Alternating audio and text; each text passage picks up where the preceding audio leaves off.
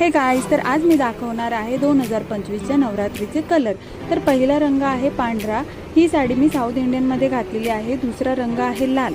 ही साडी मी गुजरातीमध्ये घातलेली आहे आणि तुम्हाला माझा कोणता लुक चांगला वाटला हे तुम्ही मला कमेंटमध्ये सांगू शकता। तिसरा रंग आहे निळा। ही साडी मी आपली नऊवारी वेअर केलेली आहे।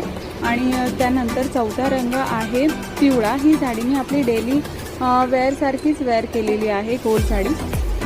त्यानंतर पाचवा रंग आहे हिरवा। ही साडी मी वेगळ्या पद्धतीने घातलेली आहे। तुम्ही कुठे वेशभूषा कॉम्पिटिशन असेल तर तुम्ही ही साडी घालू शकता।